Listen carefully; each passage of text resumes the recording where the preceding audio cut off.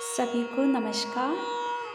मदालसा मार्कंडेय पुराण की एक सच्ची भारतीय माँ की कथा है, जिसे सुनने का अवसर मुझे बाल्यकाल में ही हमारी धर्म पुस्तिका आनंद वचनामृतम से मिला, जिसे हम स्वाध्याय के रूप में पढ़ा करते हैं।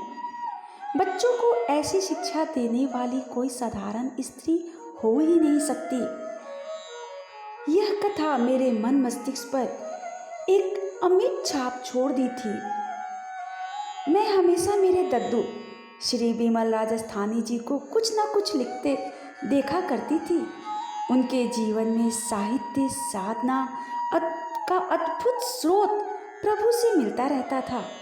बिहार के प्रसिद्ध कवि में उनकी कृति आज भी जीवित है।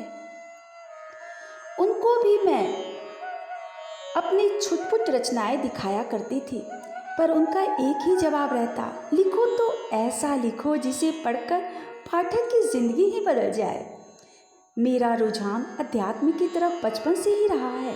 बच्चों को ज्ञान देना, सतपथ पर चलने के लिए प्रेरित करना मुझे अच्छा लगता है। मैंने अपने बच्चों में भी अध्यात्म के बीजों को बोया है।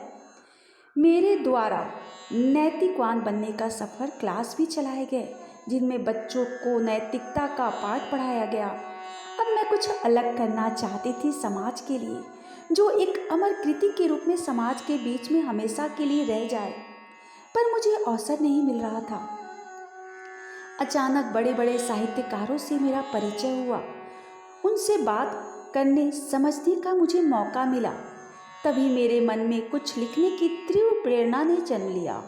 उसी भावधारा में जब मैं बह रही थी, मेरे मार्गदर्शक के रूप में मिले श्रेष्ठ साहित्यकारों ने निरंतर प्रेरित किया और मुझ में एक नई चेतना को जन्म दिया, और मेरी लेखनी बरबस चलनी शुरू हो गई पन्नों पर। मदालसा प्रकाशन के लिए प्रेरित करने वाले मेरे छंद गुरु आदरणीय रामनाथ साहू ननकी जी तथा मेरी मदालसा के समीक्षक के रूप में मेरा मार्गदर्शन करने वाले आदरणीय महेश ज्योति जी को कोटिशः आभार प्रकट करती हूँ।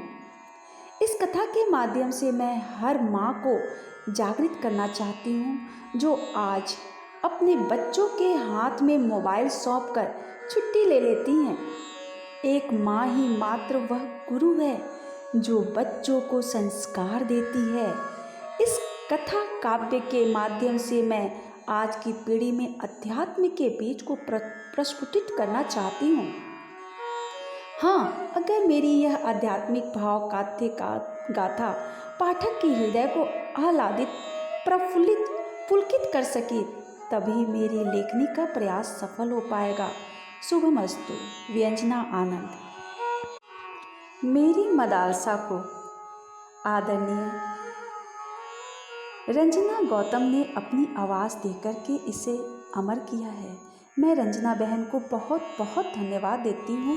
उनके सराहनीय सहयोग के लिए बहुत बहुत आभार। अर्पण है गुरु के चरण, शिष्य भाव के फूल,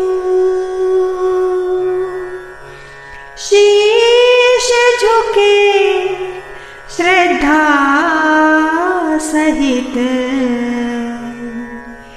भेंट समय अनुकूल, भेंट समय अनुकूल।